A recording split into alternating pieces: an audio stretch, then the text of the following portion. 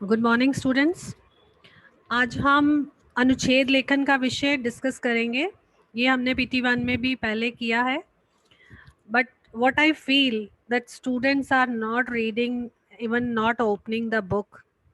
बहुत सारे पैराग्राफ आपकी बुक में, ग्रामर बुक में बहुत अच्छे दिए गए हैं, और जब आपको टॉपिक लिखने के लिए दिया जाता है और कई बार आपको ये समझ में नहीं आता किस टॉपिक के अनुसार मैं किस तरह से लाइंस बनाऊं, क्या मैटर हो सकता है, अच्छी वर्डिंग क्या हो सकती है, ये आपको समय ऐसी असमंजस की स्थिति में पड़ जाते हो।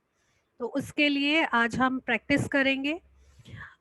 शब्द सीमा 80 से 100 शब्दों में अनुच्छेद लिखा जाता है। आपकी परीक्षा में ये कुल अंक 6 के लिए पूछा जाएगा, 6 मार्क्स के लिए एग्जाम में आएगा। और सभी करने का ढंग जो है वो सभी तरीके जो है पहले ही बताए गए हैं आपको, कि आपने सबसे पहले संकेत बिंदु निर्धारित करने होते हैं। आज हम कुछ पैराग्राफ्स के बारे में डिस्कस करेंगे और फिर उस पर बेस्ड एक एक्टिविटी भी होगी जो कि आपके लिए बेनिफिशियल होगी। एग्जाम में आप अच्छे से लिख पाओगे और आपको साथ ही साथ नॉलेज भी मिल जाएगी। You will enjoy it also. So सबसे पहले फर्स्ट हमारा टॉपिक है अपहरण और मासूम बच्चे। जैसा कि आप जानते ही हैं, हमारे समाज में बहुत सारी घटनाएं प्रतिदिन घटती हैं और बहुत सारे अपराध प्रतिदिन हो रहे हैं।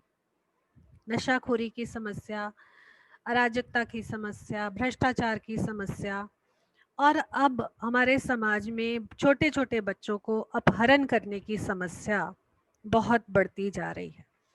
अखबारों के जरिए, टेलीविज़न के ज़रिए हम प्रतिदिन ऐसी घटनाओं के बारे में सुनते रहते हैं। और अगर आपको ये टॉपिक आ जाता है अपहरण और मासूम बच्चे, तो आपने किस प्रकार लिखना है, पहले हम इसके बारे में डिस्कस करेंगे। जैसा कि विधि के अनुसार सबसे पहले आप संकेत बिंदु बनाइए।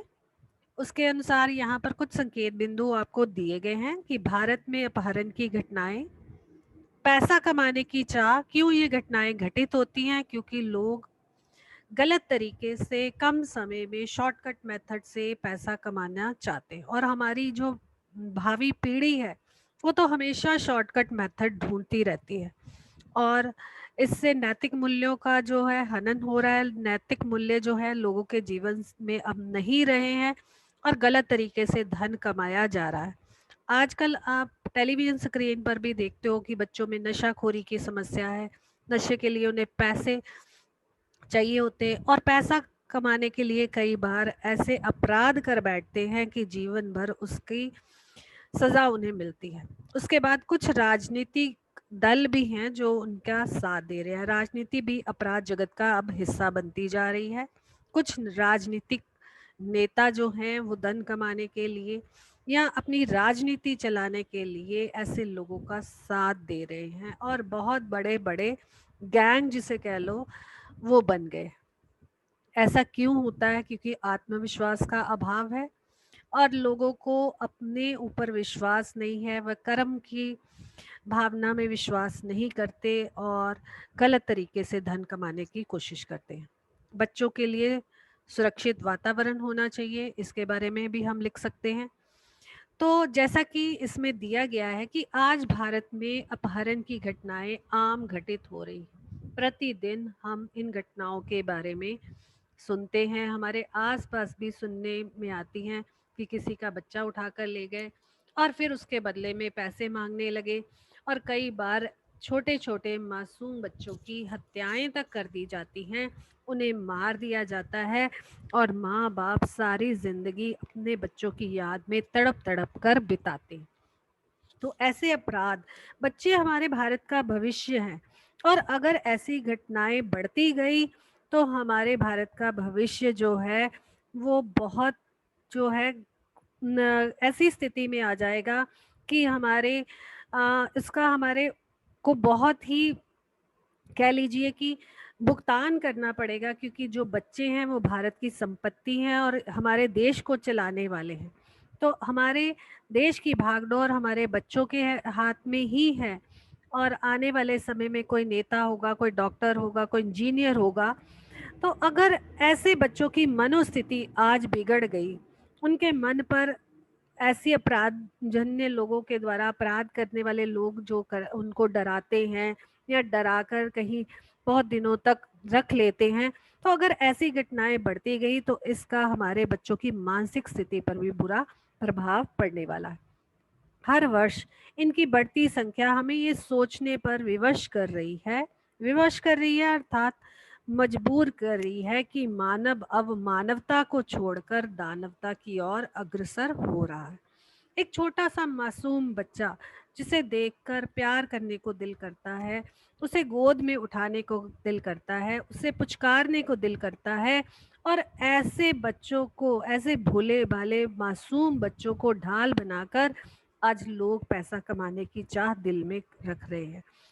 और उसके लिए वह कई बार ऐसे काम कर बैठते हैं, और कई बार ऐसे बच्चों को उठाकर वो ले जाते हैं कि जिसकी उन्हें सज़ा भुगतनी पड़ती है आने वाले भविष्य में।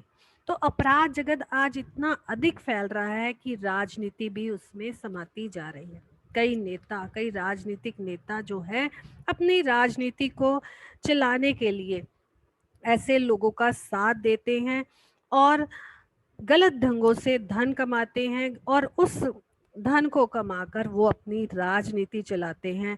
इलेक्शन के दिनों में उस धन का इस्तेमाल करके वोट खरीदते हैं। बहुत सारे चीज़ें हैं इसके पीछे। तो कहने का भाव ये है कि ऐसे लोगों का साथ देने वाले कुछ राजनेता भी हैं जो ऐसे अपराधों को बढ़ावा दे रहे हैं। अपहरण करने और करवाने वाले कुर्सियों के मालिक बन बैठे हैं। अपहरण करने वाले और करवाने वाले लोग जो है बड़ी बड़ी पदवियों पर आज आसीन हैं।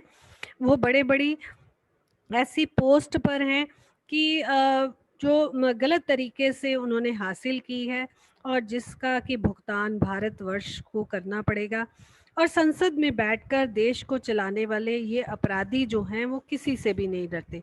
पुलिस का भी उन्हें कोई डर नहीं है। पुलिस वाले भी उन्होंने धन के बल पर खरीद रखे हैं, और जो इसलिए वो पुलिस वाले भी उन्हें कुछ नहीं कहते। आपने कई ऐसी फिल्में भी देखी होंगी जहां पुलिस को भी डराने की कोशिश की जाती है और पुलिस को खरीद लिया जाता है। कई बड़े बड़े पुलिस अधिकारी भी उनका साथ देने को विवश हो जाते हैं, क्योंकि गलत तरीके से वो लोग भी पैसा कमाते हैं। फिल्मों से सीखकर, फिल्मों से प्रशिक्षण प्राप्त करके, मतलब सीख कर आम जनता को सताने वाले ये अपहरणकर्ता उन मासूम बच्चों के बारे में नहीं सोचते कि जीवन में आए हुए इन काले सायों को कभी भी वे भूल नहीं पाते। इस लाइन का भाव ये है कि जो छोटे छोटे बच्चों को अपहरण करके ले जाते हैं लोग, और फिर उस बात का प्रभाव उन बच्चों के मानसिक स्तर पर लंबे समय तक रहता है। कई बार तो वो जीवन में आगे ही नहीं बढ़ पाते, डरने लगते हैं, किसी से मिलना पसंद नहीं करते, दिनों तक, हफ्तों तक, महीनों तक परिवार के लोगों से दूर रहकर वो घुटन में अपना समय बिताते। ये कोई समझ नहीं पाता। कहने का भाव कि बच्चे की मानसिक स्थिति पर भी इस बात का बुरा प्रभाव पड़ता है, और बच्चा अपना आत्मविश्वास खो बैठता है और एकांतवासी भी हो जाता है, इंट्रोवर्ट सा रहने लगता है। वह किसी से मिलना नहीं चाहता, किसी से बात करने में उसमें आत्मविश्वास नहीं रहता।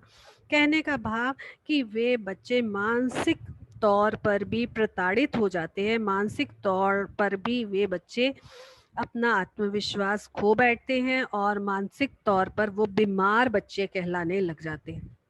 बच्चों के साथ अन्याय करने वाले इन लोगों के लिए कुछ ऐसे कानून बनाने चाहिए, हमारी सरकार को कुछ ऐसे कदम उठाने चाहिए ताकि ऐसे जघन्य अपराध, बुरे अपराध करने वाले लोग गलत काम करते हुए कांपे, उनके हाथ कांपे, वो मन ही मन एक बार अवश्य डर जाएं कि अगर इसके बारे में किसी को पता चल गया तो उनका हाल क्या होगा, उनके साथ कैसा व्यवहार किया जाएगा। अर्थात कहने का भाव कि कानून बहुत ज़्यादा सख्त होने चाहिए जो कि ऐसे कार्य करते हैं, छोटे छोटे बच्चों का अपहरण करते हैं। अपहरण को अपना व्यवसाय अर्थात अपना कामकाज बना लिया है ऐसे लोगों ने। और उन लोगों को जो है राजनीतिक से भी दूर रखा जाए, ताकि राजनीतिज्ञ जो हैं, बड़े बड़े राजनेता जो हैं, उनका साथ ना दे सके, उनके कामकाज को बढ़ावा ना दे सके। और इसके लिए हमारी पुलिस को कार्यरत होना पड़ेगा।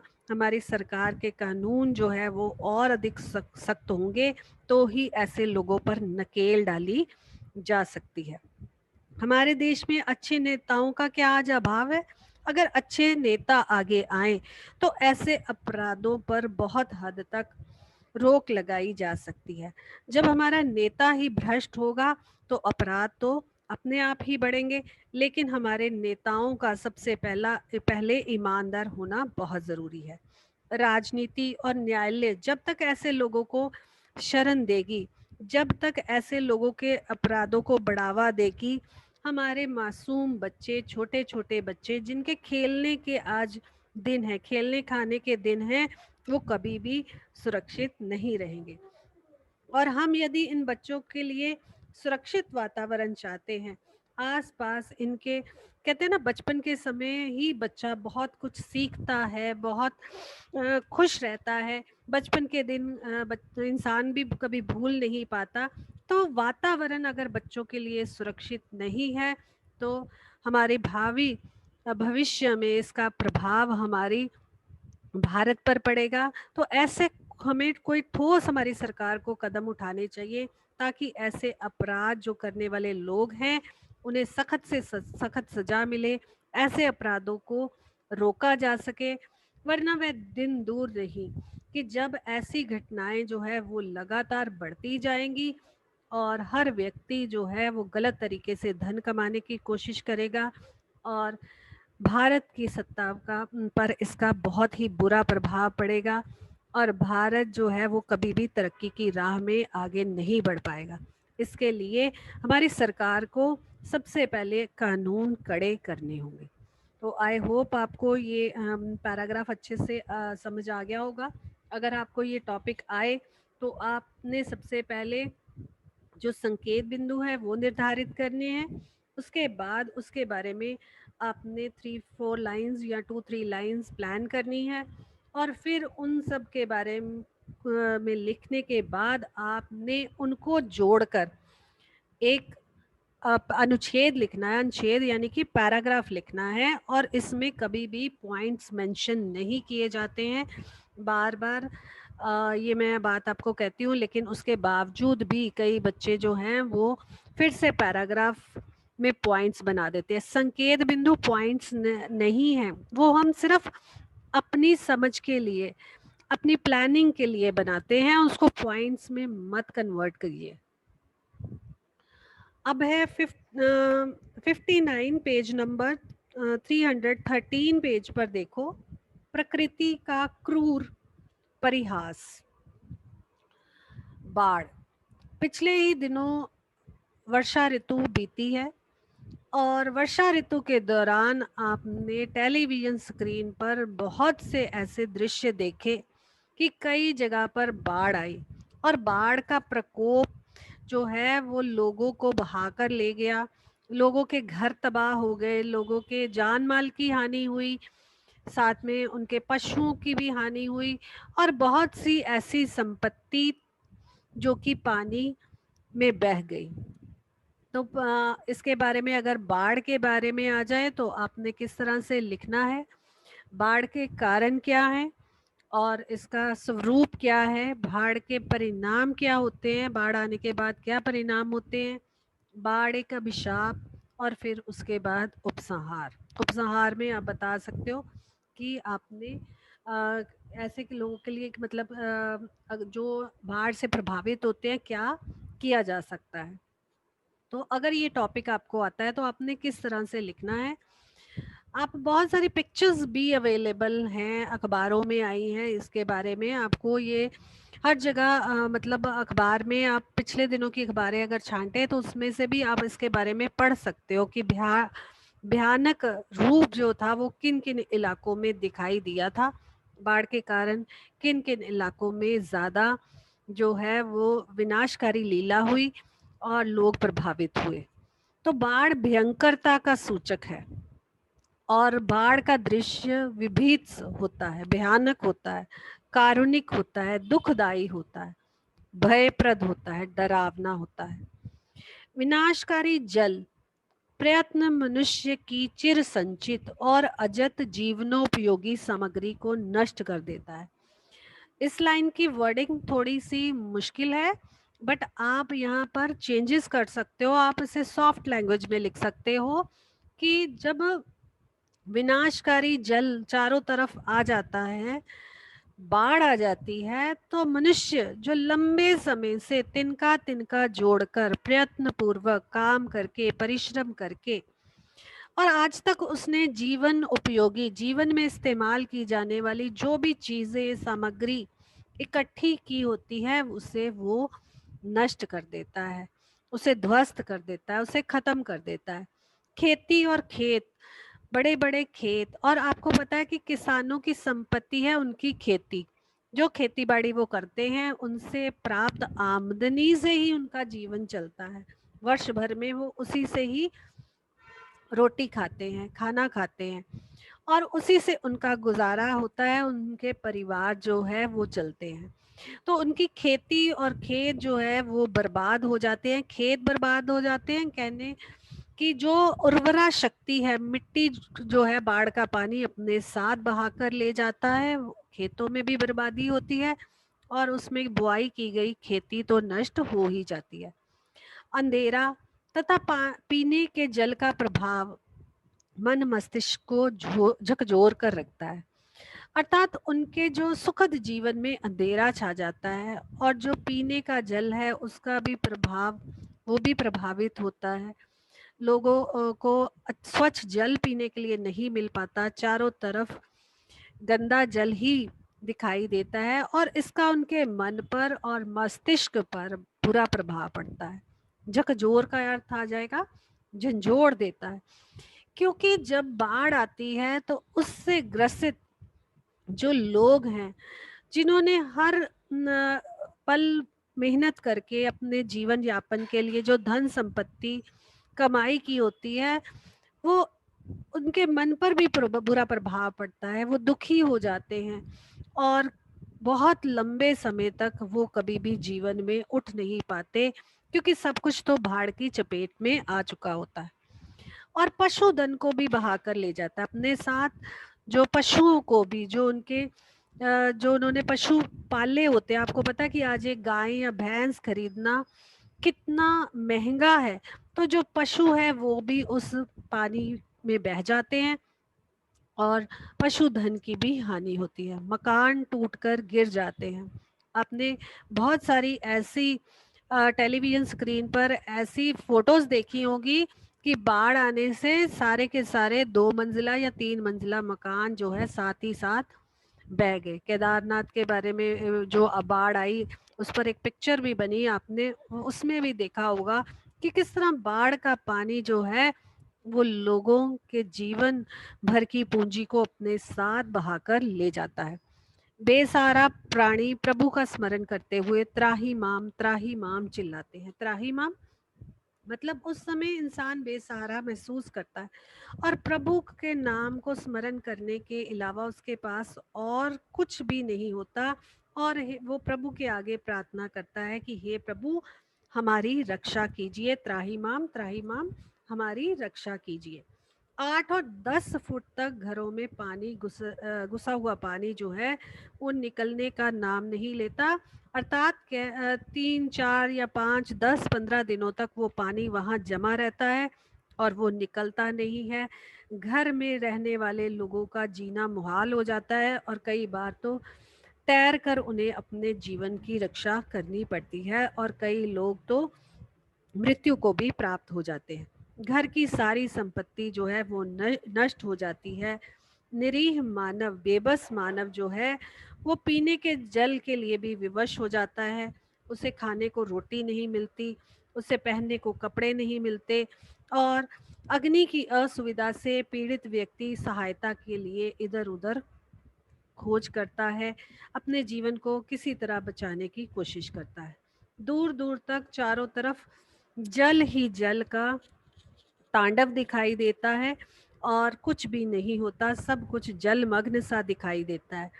और ऐसे में जमे हुए पानी पर मच्छर और मक्खियों का साम्राज्य छा जाता है और वे जल पर क्रीड़ा करते हैं।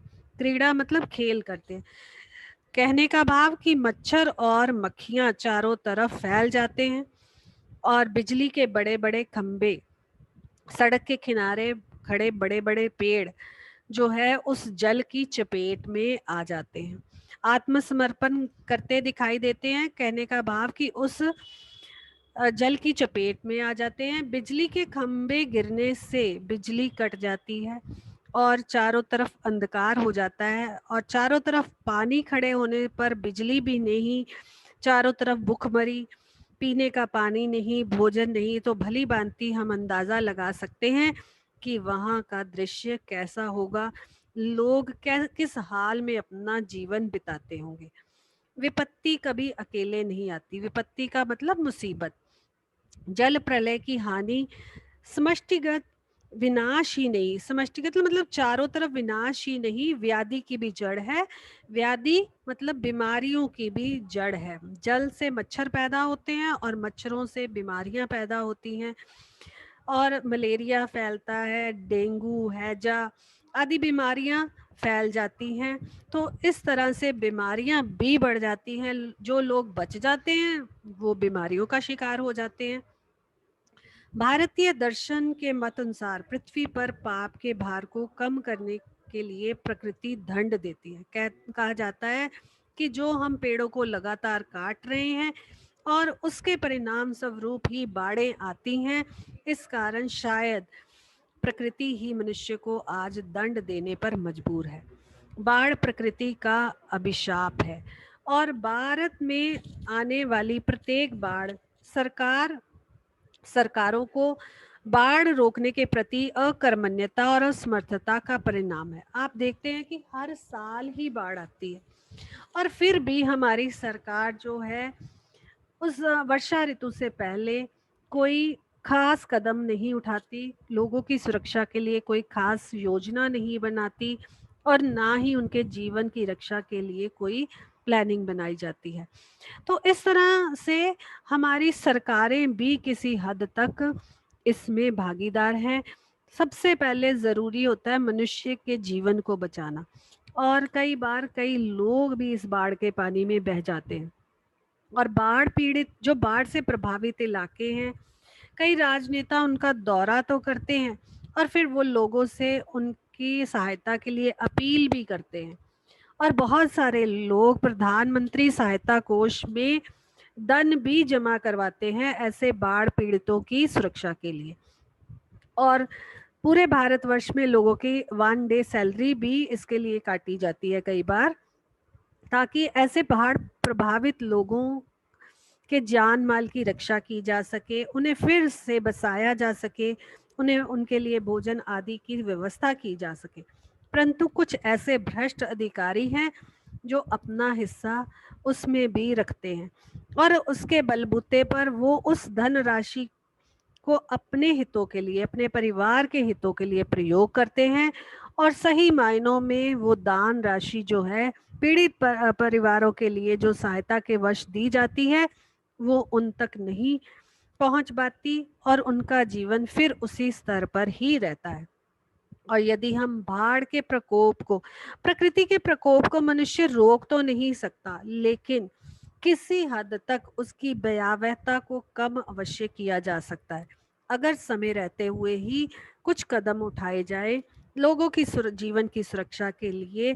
अगर कहीं ऐसा अंदेशा हो तो उन्हें सुरक्षित स्थानों पर बसाया जा सके, सरकार कुछ कदम उठा सके, तब ही इसकी भयावहता को अवश्य कम किया जा सकता है। तो इस तरह से अगर बाढ़ का टॉपिक आता है तो किस तरह से आप अच्छी वर्डिंग लिखोगे, आपने प्लान करना है पहले कि क्या आप अच्छे सेंटेंसेस लिखोगे ताकि आपके मार्क्स ना जाए इस टॉपिक में से। अब आपके लिए एक एक्टिविटी है, आपको 10 मिनट्स दिए जा रहे हैं। 10 मिनट्स हमारे पास अप्रॉक्सीमेटली हैं अब, और इसमें आपने प्रयत्न प्लस प्रतिभा इज इक्वल टू सफलता, संकेत बिंदु कुछ दिए गए हैं जिनके आधार पर आप लिख सकते हैं। रुचियां जांची परखी, बहानेबाजी से किनारा कसी, प्रयत्नों की लड़ी और हीन भावना को तिलांजलि। पहले मैं आपको बताऊंगी कि आपने इसमें क्या क्या लिख सकते हो। क्यों कि आज जो मनुष्य है वो, सब मनुष्य कह लो कि आज सफलता प्राप्त करना चाहते हैं, परंतु इस बात पर ये हम सब बच्चों के लिए भी है, ध्यान से सुनना है सबने कि आप क्या लिख सकते हो। इस बात पर प्राय ठीक से ध्यान नहीं देते, जब समय रहता है, जब बचपन के समय वो ध्यान नहीं देते कि उनके अंदर वो कौन सी प्रतिभा है, और जो लक्ष्य वो प्राप्त करना चाहते हैं, जीवन में जो पाना चाहते हैं, उनके अंदर वो प्रतिभा है भी या नहीं। और कभी कभी प्रतिभा तो होती है, लेकिन उसका वो प्रयोग नहीं कर पाते ठीक से, उस लक्ष्य की प्राप्ति के लिए प्रयास नहीं कर पाते। और कई बार प्रयत्न करने में हुई चूक से प्रतिभा को सफलता तक पहुंचने से रोक लेती है। और कई बार ऐसे सहपाठी भी मिल जाते हैं, साथ पढ़ने वाले भी मिल जाते हैं, जिनसे अगर पूछा जाए तो वो उत्तर देते हैं कि उनके अंदर प्रतिभा तो बहुत थी, परंतु प्रयत्न करने से, बहानेबाजी के कारण, कभी इस बहाने कभी उस बहाने, वो प्रयत्न करने से कतराते रहे, और जिस कारण उनकी प्रतिभा जो है वो निखर कर नहीं आई। परिणाम ये हुआ कि अवसर निकल गया, अब अवसर जो था वो हाथ से निकल गया, और प्रतिभा जो थी वो धरी की धरी वहीं रह गई। और प्रयत्नों के अभाव में सफलता के सारे अवसर हाथ से निकल गए। बच्चों को ये बात अच्छी तरह समझनी चाहिए कि पूरी निष्ठा से, पूरी लगन से, सावधानी से उन्हें प्रयास करने चाहिए, क्योंकि प्रयत्नों के बिना कभी भी प्रतिभा निखर कर नहीं आती, कभी उनकी प्रतिभा का पूरा फल उन्हें नहीं मिलता। प्रयत्न करने में उन्हें कभी भी चूक नहीं करनी चाहिए, कभी ढील नहीं करनी चाहिए। जैसे कि आजकल बहुत सारे कॉम्पिटिशन्स आपको भेजे जा रहे हैं, लेकिन बहुत कम विद्यार्थी हैं जो उसमें पार्ट नहीं ले रहे हैं, वो बहानेबाजी करते हैं, तो बहानेबाजी छोड़ देनी चाहिए। नियमित रूप से पढ़ाई करनी चाहिए, और जो लक्ष्य जो वो बनना चाहते हैं अपने जीवन में, उन्होंने निर्धारित किया है, उसको हमेशा अपने सामने रखकर उसी के अनुसार वो जो है वो प्रयास करे, साधन जुटाए। अगर कोई बुक चाहिए तो लाइब्रेरी जा सकते हैं, पढ़ने के लिए कुछ चीज़ें चाहिए तो उसकी व्यवस्था पहले कर सकते हैं, और ताकि उनकी जो प्रतिभा है वो और अधिक निखर कर सामने आए। दोनों अगर प्रतिभा और प्रयत्न मिल जाएंगे, जैसा कि हेडिंग में भी है, प्रयत्न प्लस प्रतिभा, अगर दोनों मिल जाएंगे तो लक्ष्य प्राप्ति जो है वो सरल हो जाएगी और पक्की भी हो जाएगी, लक्ष्य अवश्य मिलेगा। और अगर कोई दुबला पतला है, शारीरिक तौर पर हृष्ट पुष्ट नहीं है, और पढ़ाई लिखाई में या कमज़ोर है, या किसी की आर्थिक स्थिति अच्छी नहीं है, माँ बाप इतना पढ़ाई पर खर्चा नहीं कर सकते, फिर भी मनुष्य को कभी भी मन छोटा नहीं करना चाहिए। हीन भावना को तिलांजलि तिलांजलि दे देनी चाहिए, अपने से हीन भावना को निकाल देना चाहिए, मन पर विश्वास रखना चाहिए, और पूरे मन से ही प्रयास करके प्रयास करना चाहिए, जिससे कि उन्हें सफलता अवश्य मिलेगी। अधिक संसाधन, कीमती पुस्तक खरीदना, कोचिंग सेंटरों में जाकर बहुत सारा धन देकर पढ़ाई करना, ये उससे भी ये ज़रूरी नहीं है, ये पूरी पक्की गारंटी नहीं होती है कि सफलता मिलेगी ही मिलेगी, ज़रूर मिलेगी। उसके लिए पहले मन से किया गया प्रयास अवश्य है। जब तक बच्चा जो है वो अपने मन से पढ़ाई नहीं करता, ये बड़े बड़े कोचिंग सेंटर, बहुत सारी बड़ी बड़ी बुक्स भी उसके लिए कुछ नहीं कर पाती। इसलिए प्रयत्न और प्रतिभा दोनों का मेल होना चाहिए, और किसी भी हालत में कोई हीन भावना जो है बच्चे को मन में नहीं आने देनी चाहिए। हमेशा अपना मनोबल जो है उसे ऊंचा रखकर पूरी लगन के साथ प्रयास करना चाहिए, मेहनत करनी चाहिए, तभी सफलता प्राप्त होती है। अब आपका आज का वर्क यही है कि आपने इस अनुच्छेद को अपनी नोटबुक पर कंप्लीट करना है और अभी आप इसको स्टार्ट